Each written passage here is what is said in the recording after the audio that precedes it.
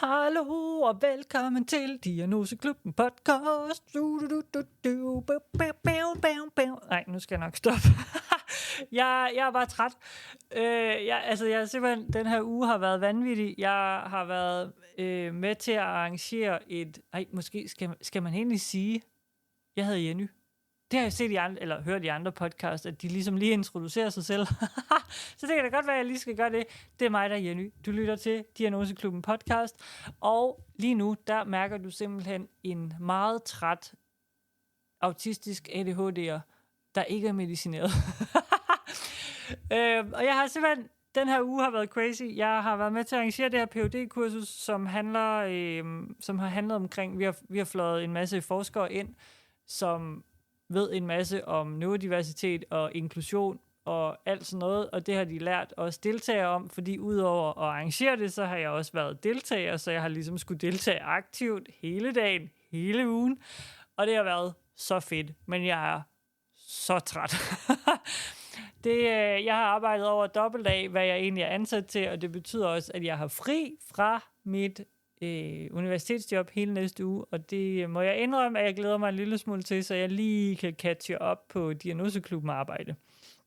Fordi på mandag, så skal jeg faktisk ud og facilitere et nyt netværksprojekt, der starter i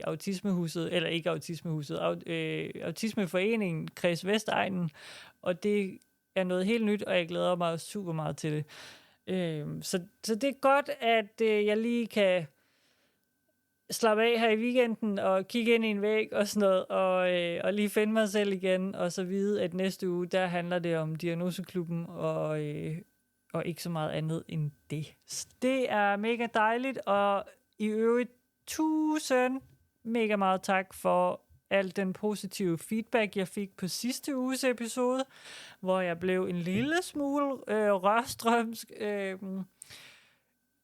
Jeg er stadigvæk enormt påvirket af alle de her ting, som jeg nævnte, og det er jo ikke noget, der bare går væk fra den ene dag til den anden. Men jeg kan da også godt afsløre, at der, hvor jeg lige var i min cyklus, bestemt ikke gjorde det nemmere for mig i sidste uge. Jeg er et andet sted i min cyklus i den her uge, sjovt nok. Og jeg er en af de kvinder, som faktisk ender i depressionslignende tilstanden mindst en gang om måneden på grund af min cyklus. Og det gør det ikke nemt at håndtere nogle af alle de følelser, som jeg jo selvfølgelig stadigvæk har omkring, hvad jeg kan og ikke kan mere, og alle de her ting. Men lige en specifik uge på måneden, der er den ekstra svær, for der er jeg reelt deprimeret. Så det var en meget følsom episode sidste uge, og jeg må bare sige, at den modtagelse, den har fået, gør, at jeg tør blive ved med at dele ud på den her måde. Det har jeg virkelig taget godt imod, og det er jeg virkelig glad for, og jeg er lettet over det. Og jeg må bare sige, at det er lyttere som jer, der gør, at man har lyst til at lave sådan nogle ting, og at man stadigvæk har en smule tiltro til menneskeheden. Man kan godt nogle gange føle, når man ser, hvad der sker på sociale medier og sådan noget rundt omkring, at jeg skal lige klappe sammen og lade være med at sige en masse ting. Men så gør jeg det alligevel her i podcasten, og så griber I mig bare på den mest fantastiske måde. Så tusind tak for at være verdens bedste lyttere derude. Og så må jeg jo lige sige, inden vi går i gang med ugens episode, at hold kæft, hvor er det fedt, når I skriver til mig, at I gerne vil være med i podcasten. Jeg elsker det, og jeg vil gøre mange ting for, at I er flere, der gør det. Og man behøver ikke tage toget fra Jylland, som den her uges gæst har gjort. Jeg kommer gerne ud til dig. Hvis du bor længere væk end lige i Københavnsområdet, jamen så kræver det jo bare, at vi lige laver lidt mere planlægning, men det er ikke umuligt. Jeg har familie og sådan noget i Jylland, så selvfølgelig kan jeg komme til Jylland og optage podcast med dig. Jeg har eget udstyr, så jeg pakker bare bilen og kører. Det finder vi ud af. Så hvis du har lyst til at være med, så må du endelig skrive. Og det skal også nævnes i den anledning, at du får mulighed for at lytte til episoden, vi optager sammen, inden jeg udgiver den. Det vil sige, at du kan få lov til lige at lytte igennem og være sikker på, at det, du siger, faktisk også er noget, du gerne vil have en hel masse andre mennesker til at høre. Og hvis ikke det er det, hvis du fortryder et eller andet, eller hvis du får sagt noget, hvor du tænker, den lyder sgu lige lidt træls, den her, så sletter vi det. Jeg kan klippe det ud. Det er kein problem. Det gør vi bare. Fordi det vigtigste for mig er, at når jeg laver noget med andre, så skal dem, jeg laver det med, kunne stå inden for det her. Det er sårbare ting, vi taler om, så selvfølgelig skal du som gæst være 100% tryg ved det, der kommer ud. Og en gang imellem betyder det, at der så er en lidt skør overgang fra den ene ting til den anden. Det kan være, at der kommer en lille lydfil, eller sådan en lille plim-lyd, eller sådan noget, som indikerer, at nu skifter man fra noget til noget andet, fordi overgangen, den er lige blevet klippet ud, eller sådan noget i den stil. Men det er bare sådan, det er, fordi det allervigtigste er din oplevelse som gæst. Og med det sagt, og jeg håber selvfølgelig, der er flere, der har lyst til at skrive til mig, enten på mail, hej@diagnoseklubben.dk, eller på Instagram, eller Facebook, eller hvor I nu finder Diagnoseklubben. Skriv til mig, så tager vi en snak, og så laver vi en plan. Det bliver mega godt. Men nu skal vi til ugens gæst, og det er forfatter Anne Rye Andersen. Og hun har blandt andet skrevet Vanvidsmor. Og jeg har ikke selv fået læst bogen endnu, men hun var simpelthen så sød at give mig en eksemplar af hendes bog.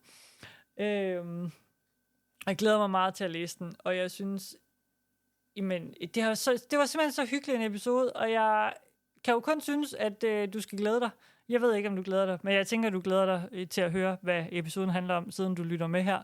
Så inden at jeg får vrøvlet mere med mit trætte ansigt, så vil jeg bare byde kæmpe meget velkommen til Anne Rye Andersen, og ønske dig rigtig god fornøjelse.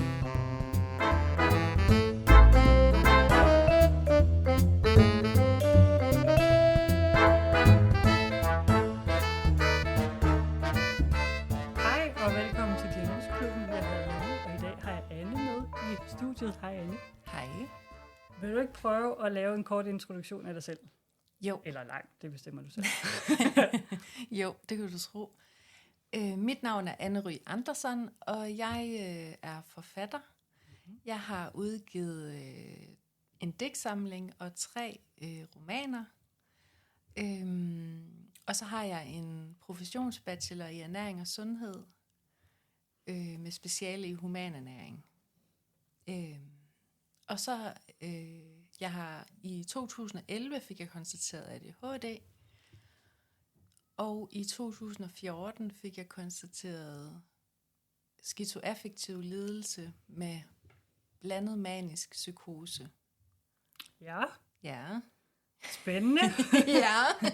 Blandet manisk psykose. Det lyder jo som om, man er gået ned til en slikbutik og lavet sådan en blandt selv slik. Jeg må også indrømme, at jeg er sådan lidt i tvivl om, hvad det indebærer, altså lige det med psykose, men jeg tror simpelthen, at jeg har bare vist så mange symptomer i øst og vest, at de har tænkt, at de bliver nødt til bare at skrive eller noget. Det forestiller jeg mig lidt, jeg ved det ikke. Ja. Men ja. Der er en diagnose. Der er en diagnose. Ja, lige præcis. Ja. Og altså, jeg tænker, der er noget, der har ledt op til begge dele. Ja. Lad os starte med ADHD'en, var den, du blev diagnosticeret med først. Ja. Hvor lang tid har du kendt til den? Jamen, jeg blev diagnosticeret i 2011, og det var et år før jeg fødte min søn. Og man kan sige, da jeg var gravid, der begyndte jeg at blive meget angst. Så den periode, det der ligesom lidt op til det var sådan en angst, der ligesom blev opbygget over tid. Og så efter, at jeg så fødte min søn og skulle finde noget struktur i hverdagen, altså det var bare umuligt for mig at finde struktur. Altså, jeg kunne ikke evne at strukturere ting overhovedet. Så alt det var bare kaos. Og det duer ligesom ikke rigtigt med en lille ny valg. Og så blev jeg så sendt til psykiater og blev udredt. Ja. Ja, og det var så ADHD. Ja. Og det var jo en kæmpe lettelse.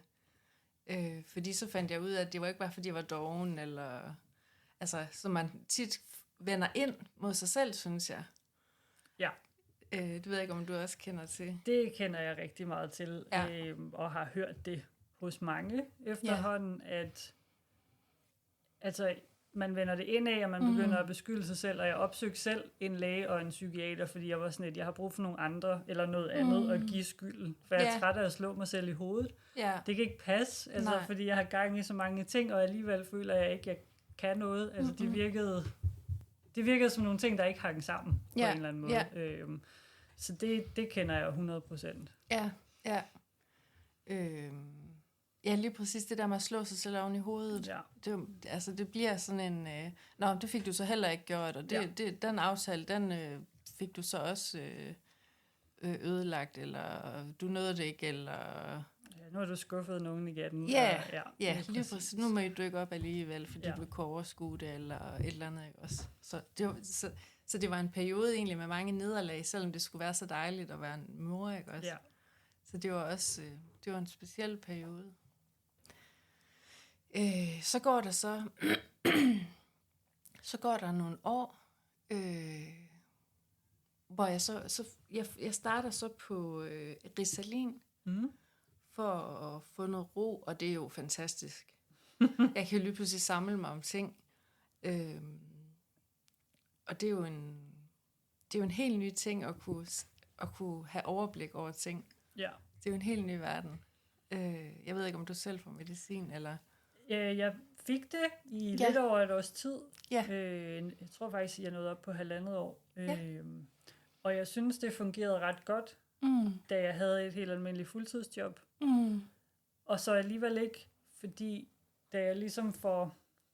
Altså, det håndterede nogle ADHD-symptomer, som var rart at få håndteret. Altså, med meget tankemylder blev lidt mere sådan, i stedet for 1000 tanker på én gang, så var det mere sådan... De kom lidt mere på række. Sådan organiseret tog, der lige kører forbi, i stedet for, at det bare er et børneværelse, der er eksploderet. Men samtidig så forstærkede det også nogle andre, så jeg begyndte at hyperfokusere meget nemmere, og tænkte, nu skal jeg bare have gang i alle de her projekter, som jeg jo gerne ville og gøre færdige og sådan noget, så jeg blev meget ADHD på andre punkter, som jo også kan være fedt, men det betyder, at jeg glemte lidt, at jeg også er autistisk. Så min autistiske side har ret meget brug for, at der ikke sker noget hele tiden. Og ikke ser mennesker hele tiden. Hvor min ADHD elsker at møde andre mennesker, og synes, det er fedt at være ude og fester og alt sådan noget. Så det er sådan meget 2 forskellige personligheder næsten, som jeg på en eller anden måde skulle få til at fungere sammen. Og det hjalp medicinen ikke med. Nej. Det til gode så... ADHD'en, og så var autisten lidt overladt til sig selv, og det gjorde mig enormt presset til sidst, at jeg ligesom glemte at mærke efter, og lige tjekke ind, og lige give mig selv de pauser, jeg faktisk havde brug for. Ja. Så jeg synes, det var meget rart langt hen ad vejen, men jeg fandt også bare ud af, at jeg er nødt til at finde nogle andre måder at håndtere det på, fordi jeg kunne ikke, når jeg var på medicinen, kunne jeg ikke administrere det i forhold til min indre autist. Så jeg endte med at stoppe med det. Og så leve med, at der nogle gange er lidt mere kaos, end der havde behøvet at være, men til gengæld så husker jeg at tage hensyn til den del af mig, som har brug for lidt mere ro og lidt mere selvomsorg på nogle områder, hvor den anden del af mig bare kører på. Ja, det er da helt vildt fint. Ja, jeg synes, det er så fint, men det var en speciel oplevelse. Jeg er glad for, at jeg ikke er den foruden. Fordi den også viste mig, hvor meget de 2 diagnoser kan maskere for hinanden. Præcis. Så jeg lærte enormt meget om mig selv. Ja. Og nogle gange tænker jeg, at hold kæft, hvor ville det da være rart, man kunne få en håndsrækning ved noget medicin, men det er jo så bare sådan, det er at være mig. Og det må jeg jo så acceptere. Ja, det er rigtigt.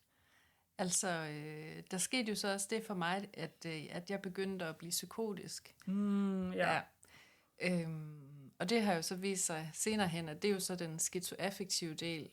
Altså, jeg kan ikke tåle Ritalin. Altså, jeg følte det som om, at det gik på små dyr på fødderne. At det var sådan, det kriblede og krablede. Og, så jeg stoppede også Ritalin ret hurtigt igen. Og så skulle jeg lige pludselig også, som du siger, til at finde ud af, hvad kan jeg så gøre for at få få noget mere struktur i hverdagen, og få noget nogle meningsdannende aktiviteter, ikke også? Mm. Ja.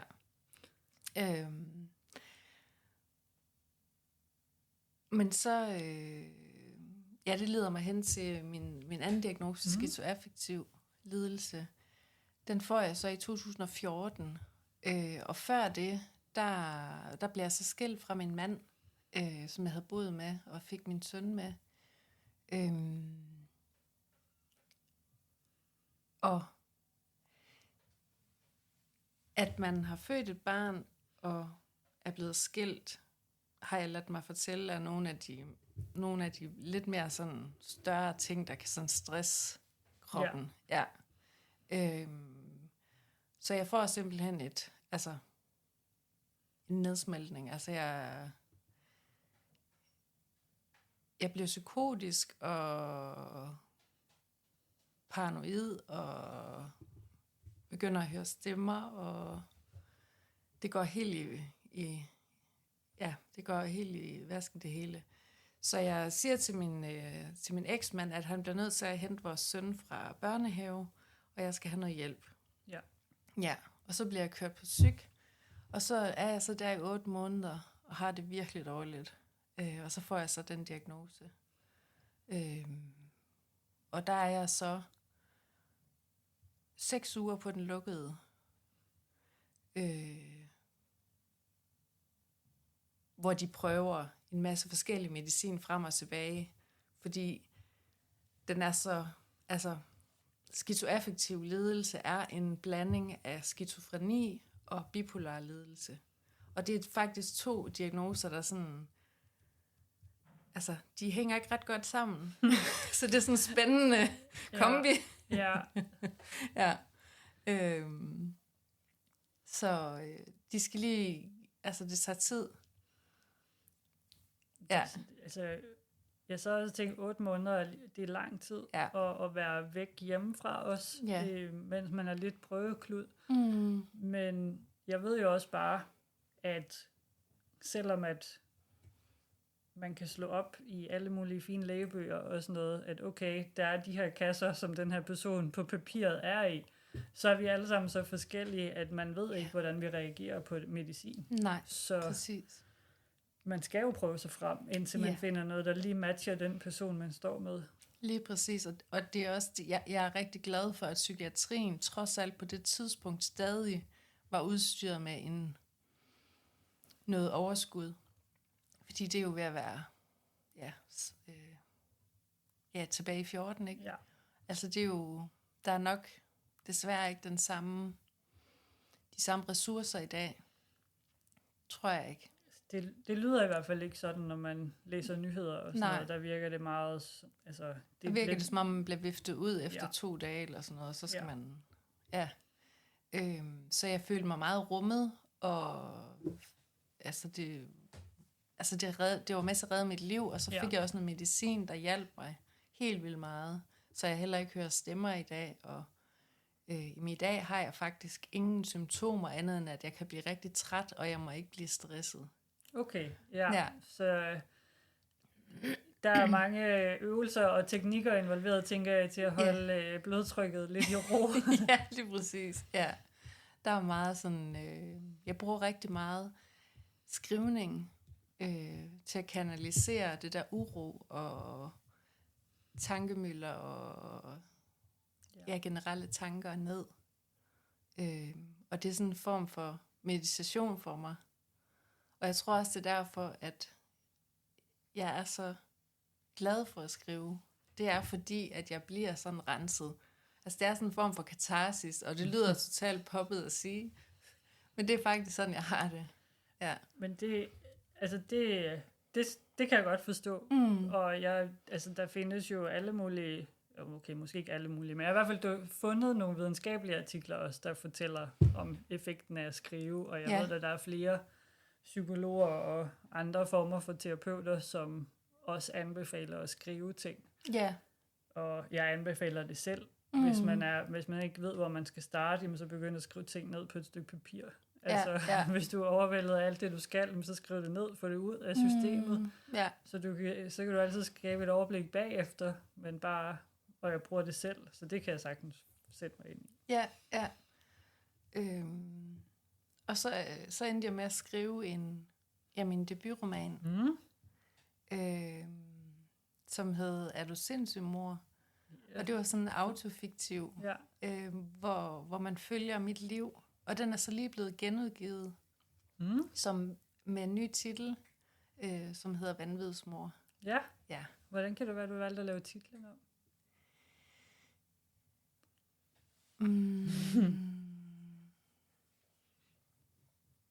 Jeg synes, at der skulle ligesom ske noget en forandring i forhold til, at jeg også selv var blevet ældre. Ja. Så jeg synes på en eller anden måde også, jeg har sådan fiktionaliseret den.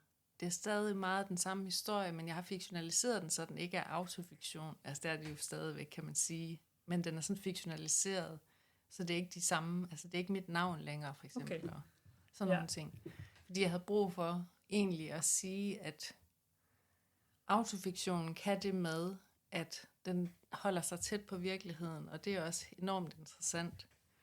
Men det, jeg også synes er fedt ved fiktionen, det er, at der er det egentlig lidt lige meget, om det er mig. Det er bare en vigtig historie. Det kunne være hvem som helst, og det er også sådan, jeg har det med psykisk sygdom. Det kan ramme hvem som helst. Ja. Altså det er... Ja. Så jeg synes, det sådan var vigtigt, at den ligesom blev sådan lidt mere generel, hvis det giver mening. Jeg synes, det giver super mening. Ja. Det er vel også en måde også at få lidt afstand på for dig selv. Altså som du også siger, du er blevet ældre, og du har lært en masse ting og sådan noget, så nu ikke luk kapitlet, men lige præcis. Alligevel lidt luk for den del, og så se fremad, tænker jeg. Lige præcis. Helt sikkert, altså. Det der med ligesom at få en sløjfe på, og så... Nu har jeg beskæftiget mig med det i så mange år. Det behøver jeg ikke længere. Nu giver jeg slip. Ja. Det må vel også være en befrielse for dig. Altså når man tænker over, at man har været indlagt i 8 måneder, og så nu være et sted, hvor man ligesom kan binde den sløjfe. Det er fantastisk. Og meget forløsende. Ja. Du nævnte jo egentlig, du har skrevet flere bøger. Ja. Er de andre også nogen, der relaterer sig meget til dit liv, eller er det noget helt andet? Autofiktion, det er den eneste bog, jeg har skrevet, som er autofiktion, det er den første, min debutroman. Min anden roman, Nova Skæbne, det er fiktion. Det handler om en misbruger, der bruger meget hash som selvmedicinering, men hun har også nogle ubearbejdede traumer, og en far, der er alkoholiker, og en mor, der har begået selvmord. Ja, så der er en masse ting at pakke ud. Ja. Men jeg er helt vildt fascineret af mennesker på kanten af livet, og jeg synes, det er det, der er mest interessant at skrive om, faktisk. Og så min tredje bog, det er sådan en digtsamling. Så det er jo sådan noget helt andet. Ja. Og så den fjerde, Vanvidsmor, det er jo sådan en ændret version af debutromanen. Ja. Og så har jeg en digtsamling på vej, hvor jeg også har min linoleumstryk med i, så den er illustreret på et lille forlag. Spændende. Så du har selv lavet illustrationerne med et linoleumstryk? Yes. Ej, fedt. Yes. Det er da mega fedt. Ja, det er dejligt. Ja. Og jeg har altid gang i at skrive, og jeg tror, jeg sad og prøvede her forleden at lave et overblik over, hvor mange skriveprojekter jeg egentlig har. Og jeg tror, det er sådan noget, 30. Jeg ved ikke, hvilket tal jeg havde forventet, men jeg tror, det var lavere end det. Men det er bare, Det ved jeg ikke, om du kan genkende til det der, men så starter man lige på noget, fordi man har bare verdens bedste idé. Ja. Og så, ja.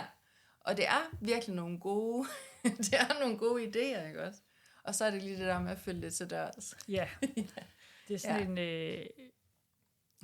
det er meget ambivalent at gøre ting færdigt. Ja. På en måde. Det er faktisk det er ikke altid særlig sådan nødvendigvis tilfredsstillende. Nej. Det er du enig med mig i? Det er jeg helt enig med dig. Ja. Ej, hvor er det sjovt. Jeg har ikke før fundet så mange, som er enige med det, fordi sådan, det er rart at kunne sætte kryds og sådan noget. Siger, ja, hvis jeg ved, hvad jeg skal bagefter, så kan det være rart, men for eksempel, altså, da jeg arbejdede fuldtid, mine chefer kunne aldrig forstå. Det må da være rart at gøre projektet færdigt. Sige, nej, for jeg ved ikke, hvad jeg skal bagefter. Nej. Men hvis jeg ved, hvad jeg skal bagefter, så skal jeg nok få det gjort færdigt, så jeg kan komme over til det nye spændende. Ja. Og jeg har virkelig kæmpet med det selv også nu, med forskellige ting, hvor man sådan, jeg starter alt muligt, fordi processen de at starte op og finde ud af, hvordan man gør, og hvad skal det blive til, og sådan noget, synes jeg er mega spændende. Ja. Men når det så lidt begynder at køre, og man kun lige mangler de sidste 10%, så er man bare sådan... Ja, man kommer så kede sig. Ja, præcis. Ja, det er så vildt. Ja.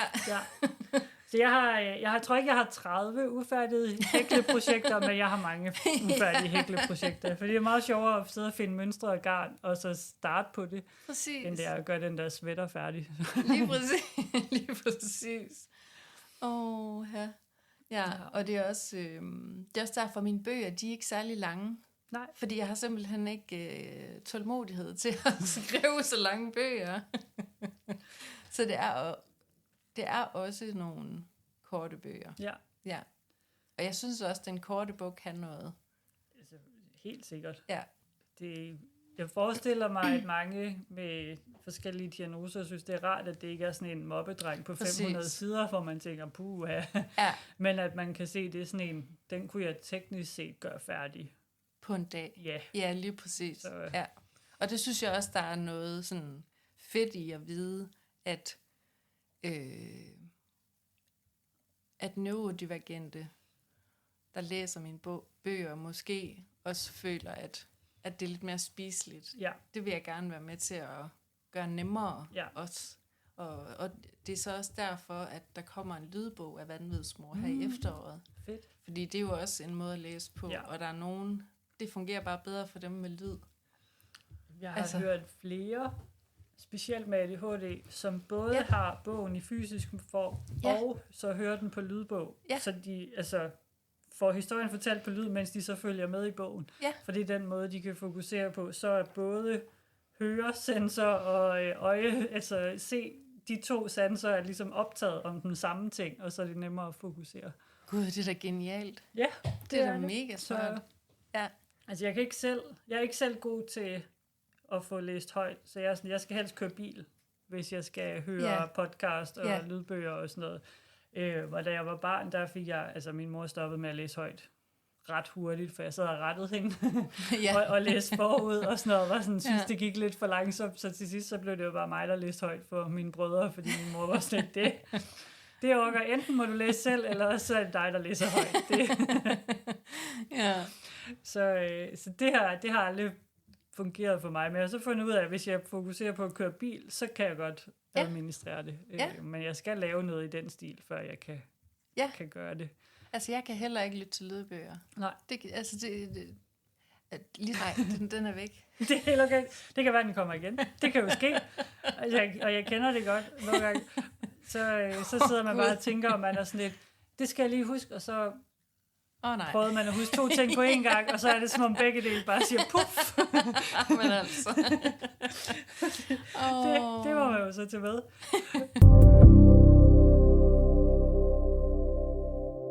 Der er en amerikansk komiker, som har meget offentligt har udtalt, at når hun optræder, så må hun reagere på optræden indtil kl. 11 dagen efter. Så hvis det går dårligt, så må hun være sur og skuffet og alt sådan noget, for det er ud af systemet indtil kl. 11 dagen efter, men så starter en ny dag.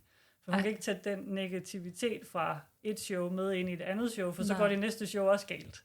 Det er klart. Det er da genialt. Ja, og så det samme, hvis hun er glad. Altså, hvis det går godt. Hvis det var en virkelig god optræden, så er hun også... Altså, jeg må jo fejre det, jeg må være glad indtil kl. 11 dagen efter, men så er det en ny dag, fordi ellers så bliver jeg arrogant. Og så tror jeg, selvfølgelig kommer det til at gå godt, og så kommer det også til at gå dårligt. Så det er sådan en... Selvfølgelig skal man have selvtillid og sådan noget, men man skal ikke tro, at fordi det gik godt i går, så går det også godt i dag. Nej. Altså, det er ikke derfor, det går godt. Nej. Og den mantra har jeg lidt taget til mig, for jeg kan godt lide det der, at man giver plads til alle følelser, men man sætter også en deadline for sig selv, for hvornår man ligesom binder en sløjfe på det kapitel, og siger, nu prøver vi lige igen. Ja, lige præcis. For så er der plads til at have dage, hvor man ikke lige fik trænet, eller man lige ikke lige... Den der rutine, man havde bygget op, som var gået godt i 2 måneder, og så misser man en dag, og så føler man skal... lægge hele livet om at købe en ny notesbog, og så... Ja, lige præcis. For nu kan det være lige meget. Nemlig. Og det behøves det ikke nødvendigvis være. Nej, men det kender jeg også godt. Ja, du har sådan en samling af notesbøger derhjemme? Altså, lige med notesbøger, det har jeg faktisk aldrig... Jeg skrev rigtig meget dagbog som barn, men jeg har ikke... Jeg har en notesbog, som jeg ikke rigtig har skrevet i. Så det er faktisk ikke lige... Okay. Ja. Jeg har mere dokumenter, som du nok kan fornemme. Med alle mulige historier i. Ja. Så jeg har sådan online notesbøger. Ja. Det er lidt sjovt, den der, at jeg fik også et spørgsmål, sådan, hun kæmpede meget med, hvordan hun lige skulle få gang i, og hendes psykiater havde også givet hende nogle ting, hun skulle, og sådan noget. Ja. Jeg vil lige en kat, der miaver, for hun har fanget en fjeder, og vil gerne fortælle om, at hun har fanget den her fjeder. Hun er dygtig. Ej, hvor hun dygtig. Ja. Men hun var bare sådan, så, hvad jeg gjorde sådan kalendermæssigt, fordi hun... Og det kan jeg jo genkende mega meget, var sådan, altså, det var aldrig lykkedes at holde en kalender ved lige, og jeg var sådan, jamen, jeg bruger mange kalendere. Altså, jeg har mange systemer, der til sammen gør noget, jeg kan. Altså, alle kalendere i det samme view på min arbejdsmail, så jeg kan se det hele. Men stadigvæk sidder jeg jo hver morgen og sådan, okay, hvad er det egentlig, jeg skal i dag, og for ugen og sådan noget. Så jeg har både notesbøger og håndskrevne ting, samtidig med, at jeg har digitale ting. Fordi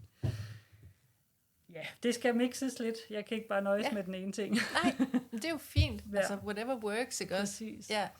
Og det finder man jo nemlig ud af hen ad vejen, hvad der fungerer.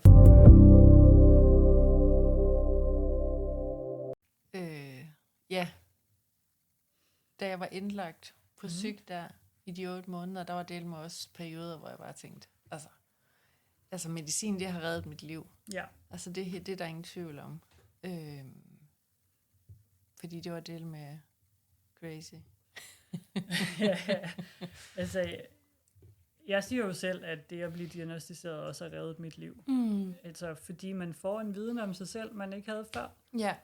Og man begynder at kunne se nogle mønstre, og man er sådan et, når jeg gør sådan her, så handler det i virkeligheden om, at jeg maskerer på en måde, jeg har gjort så mange gange, jeg ikke lægger mærke til det længere. Præcis. Det med, at man bare siger lidt ja til alting, fordi så passer man ind, og så skjuler man lidt, hvad man egentlig selv har behov for. Så bare det at øve sig i at begynde at sige nej. Præcis. Men det var jeg jo nok ikke begyndt på, hvis ikke jeg havde fundet ud af, hvorfor at jeg siger ja til alting. Nej.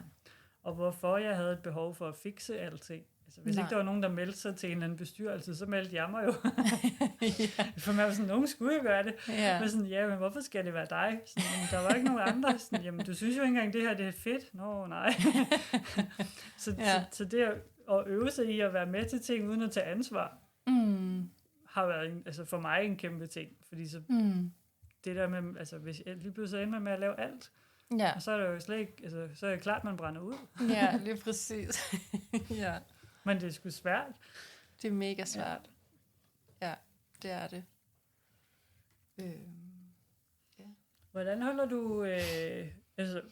er måske et fjollet spørgsmål, når du har sagt, at du har 30 åbne projekter, men hvordan holder du har trods alt fået gjort nogle bøger færdige. Ja. Så hvordan holder du sådan et fokus, eller en arbejdsmoral, eller du er din egen chef, kan man sige? Ja, det er rigtigt. Altså, jeg er en meget lystbaseret forfatter. Jeg kan på ingen måde sætte mig hver dag kl. 8 til 16 og skrive, for eksempel, som der er nogen, der gør. Altså, det kan jeg ikke. Så bliver det virkelig godt. Nej. Altså, det er umuligt for mig. Jeg kan heller ikke så stille, så længe jeg vil. Så det er så, hvad det er. Ja. Men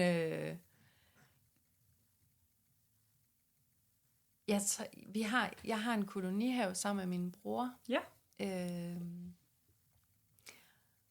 Og i perioden, når den har åbent her i forårs- og sommerperioden, så tager jeg tit derned og skriver.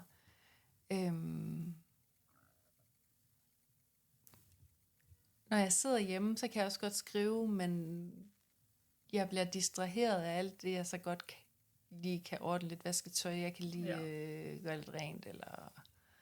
Og når jeg tager ned i kolonihaven, så kan jeg fokusere på bare at skrive og gå nogle ture og være til. Ja. Og så bare leve ostemadder. Og i vinterperioden, jamen altså, min mand, han har lavet et kontor til mig, som så lige nu er rodet lidt til, men det har også gjort en stor forskel, at jeg kan trække mig derind og ligesom sige, nu har jeg det her space, og det er skriverummet. Fordi så er det som om, at min hjerne den bliver aktiveret. Ja. Det er sådan et kontekstskifte på en måde. Ja. Og jeg tror, at det handler meget, for mig handler det meget om, lige præcis det der, hvad kaldte du det? Kontekstskifte. Ja, lige præcis. Det tror jeg fungerer rigtig godt for mig. Jeg har også tidligere været på noget, der hedder Halv Hovedgård for at skrive. Og det fungerer også rigtig godt for mig, det der med at komme væk fra hverdagen. Ja. Og fra de omstændigheder, man er vant til. Det er sådan rent magisk at trække sig en gang imellem, og bare hen til noget, hvor der er fred og ro, og ikke de samme forstyrrelser, som man er vant til. Lige præcis, og stimuli, ikke også? Altså, det er meget magisk. Og så kan man sidde der og kigge ud på køerne, der går på marken, og der er en lille å, og jamen altså, naturen er jo også bare, altså den bruger jeg meget. Jeg bruger meget naturen. Jeg går mange ture i naturen, som sådan en kanal. Eller sådan også, altså lidt det samme, når jeg skriver, det bliver også sådan renset. Ja. Jeg bliver renset ud, og det gør sådan fungerer det også lidt med at gå ture og naturen faktisk. Og det, så det at gå ture er også noget, altså det sker, nu siger jeg bare i gåseøjne, men sådan, jeg ved selv, altså jeg ved jo godt, at det at komme ud og gå en tur hver dag og bevæge sig lidt og sådan noget er super godt. Det var ikke lige altid, jeg får det gjort, fordi det er også meget rart at blive inde i sengen eller et eller andet eller sådan noget. Så er det en af de ting, der sådan sker for dig, eller er det noget, hvor du nogle gange skal skubbe dig selv lidt og sige, nu skal du ud og gå en tur? Jeg skal nogle gange skubbe mig selv lidt. Ja. Fordi jeg ved, det er godt for mig. Okay, så det er den, der ligesom vinder på en eller anden måde. Ja, lige præcis. Ja. Ja. Men nogle dage er det også bare, så sker det også bare. Ja. Fordi det er det, jeg har lyst til. Ja. Ja, det er lige med at give plads til det, når det så faktisk sker. Fordi det giver noget dopamin til at få det til at ske igen. Lige præcis, det er jo det. Ja. Og altså træning og løb, også nu du nævner løb, altså løb, jeg løb meget på et tidspunkt også, men døjede meget med at få, skinnebensbetændelse. Ja. Det fik jeg hver gang, jeg begyndte at træne. Ja. Ja.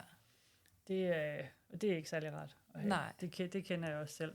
Ja. Jeg har også læst og hørt flere steder, at styrketræning er for mange bedre, hvis man har ADHD, end det at løbetræne og lave sådan noget cardio-ting. Ja. Det er som om, at det, at man sådan cardio, det får gang i en hel masse ting, så det kan godt komme til at aktivere nogle af de mere uheldige ting ved ADHD, hvor man så bliver lidt endnu mere opbeat og har svært ved at fokusere. Jeg siger ikke, det sker for alle, Nej. men hvor faktisk sådan lidt hård styrketræning, det trætter kroppen og sindet på en anden måde, som gør, at det så bliver nemmere at fokusere og sådan noget. Og da jeg tog ADHD-medicin, læste jeg rigtig mange vers lidt. ADHD-medicinen virker langt bedre for mig nu, hvor jeg kombinerer det med styrketræning. Ja. Altså, som om, at de skulle følges ad, de to, for at det ligesom giver mening for dem. Gud, hvor vildt. Ja. Det giver rigtig god mening, faktisk. Også det der med, at man bliver totalt hyped, når man løber. Ja. Ikke? Også total dopamin-rush. Ja. Og så er det svært at komme ned igen. Ja, det er det nemlig. Ja. Det der runners high, det får bare en helt anden betydning. Ja, og det får jeg hver gang. Ja. Så er det lige meget, man har ondt og i skillebenene og alt muligt. Man er bare sådan, oh my god. Så lige præcis. Ja. Så jeg prøver selv, altså det er jo så ikke lige lykkes endnu, men det der med at få inkorporeret noget træning midt på dagen, jeg følger et par stykker, som også har skabt deres eget arbejdsliv, som får træning ind midt på dagen, og det har bare gjort kæmpe underværker for deres mentale helbred og overskud og sådan noget, så fedt. Det skal jeg have fundet en eller anden måde at have gjort på, fordi det var jo en af idéerne ved at skabe mit eget arbejdsliv. Det var, at man faktisk får den mulighed. Ja. Så jeg tænker også, det bliver nemmere nu, hvor solen skinner, og det er bare en bedre årstid. Lidt varmere, ja præcis. Altså, man ikke, hvis man skal udenfor, så skal du ikke nødvendigvis pakkes ind i 27 lag for at holde varmen, men mere bare lige have en frakke på. Og så, ja, lige præcis. Og vejret indbyder også bare mere til, at man kommer ud i det, når der er lys og sol. Og ja. Bliver du påvirket meget af vejret? Ja. Ja. Eller, altså, jeg elsker solen, lad mig sige det sådan. Det er også en af de ting, jeg stresser om allermest, er med at sidde ude på terrassen, hjemme i vores hus, sidde på terrassen med en kop kaffe i solen. Det er fantastisk. Ja. Så når der er de der lange perioder med mørke og korte dage, og jeg synes, det trækker tænder ud. Det er ikke sådan, at jeg bliver ikke depressiv, men altså, jeg synes, det trækker tænder ud. Ja. Og jeg kan helt klart mærke det på mit energiniveau. Det er der ingen tvivl om. Ja. Altså, jeg bliver ramt enormt meget af det. Ja. Hvor, altså, det er ikke så meget kulden. For Nej, sådan, hvis der var frost og sne, det ville jeg have det fint med, så længe solen skinner. Præcis, lige præcis. Det der mørke, grå, våde, hvor man bare sådan, altså selv vejret er deprimeret. Altså, jamen, det er ikke til at holde ud. Nej, altså, og der er mørkt, når man vågner, og der er mørkt, når man har fri fra job, eller kommer hjem og sådan noget, så man ser jo ikke dagslys. Nej, nej. Og så ved jeg da godt, der er nogle steder i verden, hvor det er værre. Hvad er det i Norge, Finland, eller hvor det nu er, hvor de har nærmest en time om dagen, hvor der er dagslys, ellers er det bare mørke. Ja. Hvor jeg sådan, der skal jeg aldrig bo. Nej, lige præcis. det indbyder da bare til, at man ikke har det særlig fedt. Jamen, helt vildt. Ja, det er så vildt. Ja. Også, er det ikke på Grønland også, hvor der er et halvt år, hvor der er mørkt, og et halvt år, hvor der er lyst? Jo, det kan hele tiden, eller sådan noget, tror jeg. Det lyder helt vildt. Meget hårdt. Ja, det lyder forfærdeligt. Ja. Og jeg har så valgt at være kærester med en, som elsker sne og vinter. Okay. Så der er vi er lidt modsat. Altså han er også glad for sommer. Han er generelt bare meget glad. Fordi sommer er festivalstid, og vinter er skiferier. Og så står jeg der og sådan, min fod gør, at selv hvis jeg... Altså selv hvis jeg kunne komme med på de ting, så ville jeg jo så ikke kunne alligevel. Nej. I hvert fald ikke på samme måde. Nej. Så jeg har bare været sådan et grumpy. Ja. Og virkelig skulle arbejde for at holde energiniveauet lidt højt, for jeg bliver også bare træt. Ja, man bliver så træt. Ja. Og når man er så træt, så bliver man hurtigt trist, faktisk. Ja. Det dræner virkelig. Ja, det gør det. Og nogle gange, så er det også sådan, så har jeg lagt mærke til, gud, jeg er ikke trist, jeg er bare virkelig, virkelig træt. Ja. Så jeg skal bare have en lur, og så har jeg det meget bedre. Jeg synes også nogle gange, at så kan man blive så træt, altså man kan blive træt på en måde, hvor det ikke er en lur, Ja. der virker, men hvor man kan sove alle mulige, altså og egentlig også sove okay, men så vågner man, og man er bare stadigvæk sådan træt, fordi det, man i virkeligheden havde brug for, var ikke... Det var ikke en lur. Det var ikke en lur, Nej. det var afslapning med D-vitamin. Præcis. Jamen, helt enig. Ja. Altså, det er jo det. Ja, fuldstændig. Ja. Ja, det... Jeg sad og snakkede med en på et tidspunkt, og så var vi sådan et, jeg burde nok skaffe mig sådan en lampe, så man kunne sidde foran den om vinteren. Og så kigger hun rundt i lejligheden, og sådan, fordi efter jeg begyndte at gå op i planter, så hun sådan et, altså, du har jo lamper alle mulige steder til planterne. Jeg tror faktisk, jeg havde fået sagt, måske var det sidste vinter eller sådan noget, var sådan, jeg synes ikke, det havde været så slemt i år. Og så kigger hun bare rundt i lejligheden og siger, nej, men du har også bare, det er jo det samme lys, ligesom du giver planterne, så du har jo indirekte bare behandlet dig selv som en plante. Okay. Det var godt. Altså, okay, hvis det virker, så er det jo det. Jeg har også sådan en, og den virker faktisk. Ja, men det kan godt være, at jeg burde gøre sådan ægte alvor af det. Altså, det er jo ikke det samme, det er klart. Altså, det kan aldrig blive det samme som solen, vel? Altså, men lige sidde med den om morgenen. Ja.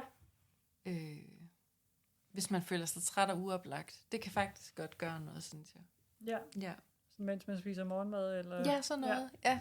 Eller sidder og drikker sin morgenkaffe eller sådan noget. Eller morgencola. Ja, det havde vi en snak om, inden vi startede med at optage, hvad vi drak af gode ting. Så ja, og der er jeg jo lidt cola-afhængig. Ja. Jeg drikker også cola i ny og næ, og kan godt lide cola, men jeg er meget kaffeafhængig. Ja. Jeg synes, det er sjovt, hvordan man sådan lige har forskellige ting, hvor det sådan lige er én ting, der lige... Så er det bare den, der hænger fast, og det er der bare aldrig noget i verden, der kommer til at ændre på. Nej, det er virkelig sjovt. Jeg tror, jeg ville have en stor udfordring, hvis der var en, der sagde til mig, at jeg har diabetes eller sådan noget. Det kan godt være, det ville være sundere for mig, fordi man så skulle tænke over, hvad man spiste med et år. Ja. Det vil blive hård og give slip på colaen. Og det skal være cola med brus i. Det er jo ikke bare colaen i sig selv. Nej, lige præcis. Det er jo brusen. Den er med til det. Ja. Det der brus, det kan noget. Ligesom at spise ting, der knaser. Ja, det er også godt. Det har du også? Jeg elsker alt med struktur. Ej, det er godt. Det er fantastisk.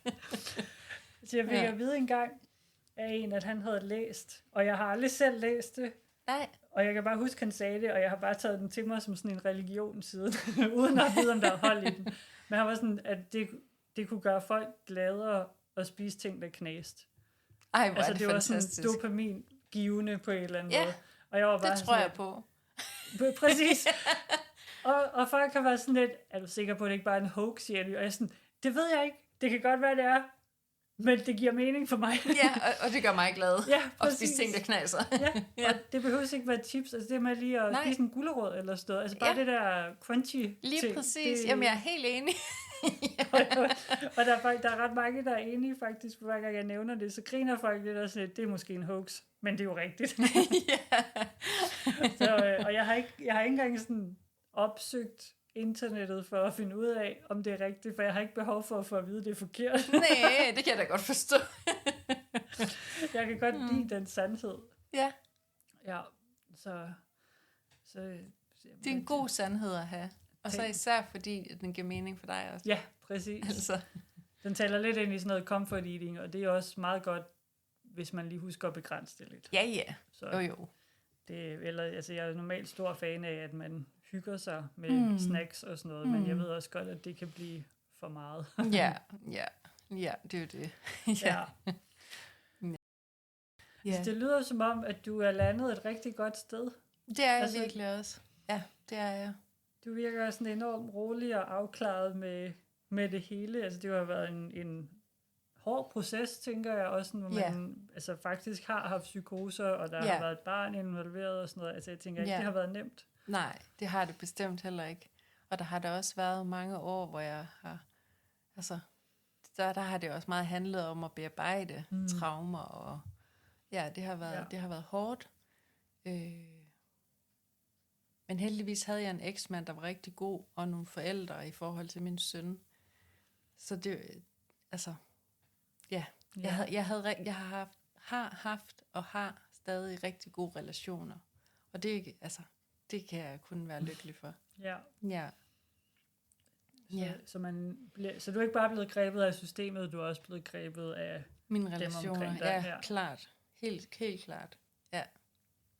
Det er jo enormt befriende at høre på en måde, når man, altså de fleste, der lytter med, kan godt forestille sig, enten fordi de selv er igennem det, eller efterhånden har lyttet til nok episoder og historier, hvor man hører, at hold op, det er godt nok ikke det nemmeste. Men så samtidig at høre, hvor rolig og afklaret du er med det hele. Altså sådan, det giver dig også, håber jeg, et håb det til andre om, at man kan godt nå derhen. Det håber jeg virkelig. Det vil jeg da i hvert fald rigtig gerne advokere for. Ja. At der er håb. Ja. Og det er også en af de ting, jeg sætter meget højt. Der skal altid være noget håb i mine bøger. Ja. Ja. Ja. Det, altså, jeg har jo selv været... Jeg har altid læst meget, specielt da jeg var yngre. Og i folkeskolen slugte jeg jo... Altså, jeg læste jo hele biblioteket. Men de bøger, som jeg gik efter, var bøger, hvor der stod, de i hvert fald som minimum var inspireret af den virkelige verden, og det handlede altid om unge mennesker, der havde det svært.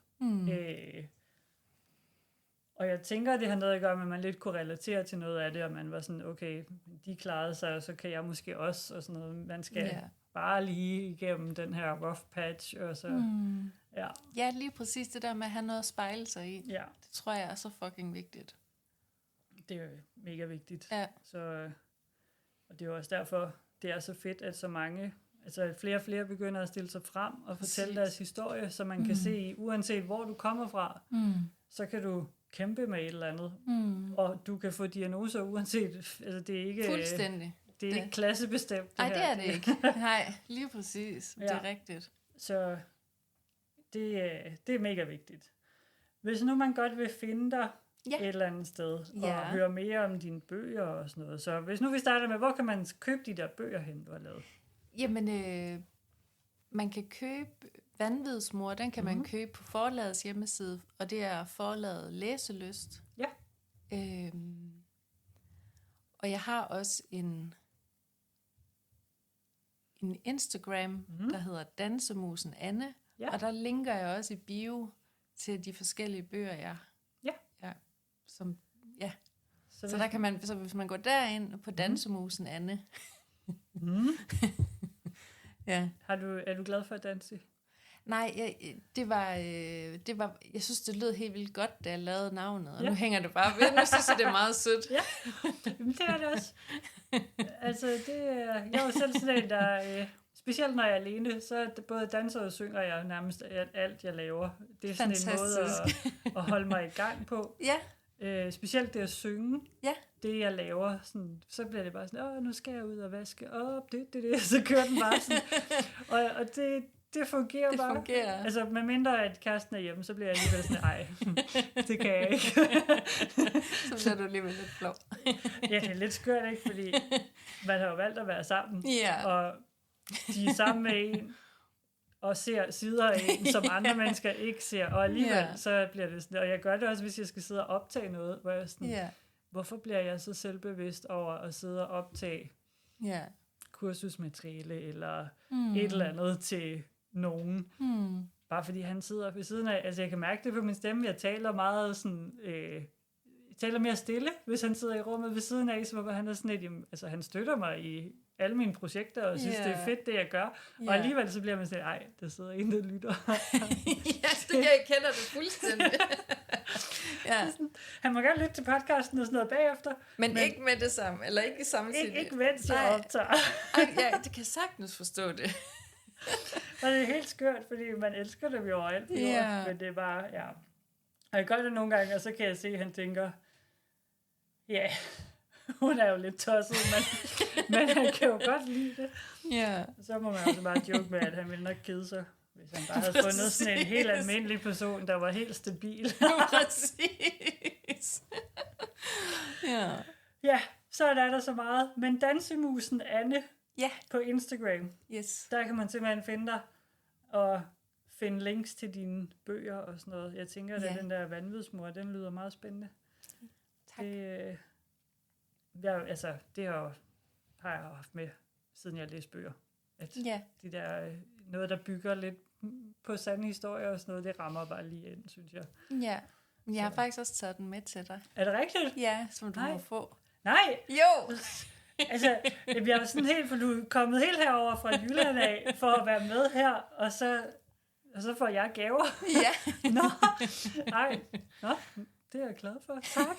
Velbekomme, så kan du jo læse den. Ja, det vil jeg gerne. Og så vil jeg gerne, så skal jeg nok skrive ud på Instagram og sådan noget, sådan, og tagge dig og alt sådan noget, så du får den lidt ud. Jamen altså, vi skal støtte hinanden her. Det er jo det. Det synes jeg bestemt. Ja. Men altså, mega fedt, at du ville komme. Det var virkelig... Hele vejen fra Jylland herover for at sidde og snakke med mig. Det var virkelig, virkelig hyggeligt og dejligt at møde dig, og meget fedt, det du har gang i, synes jeg. Meget spændende.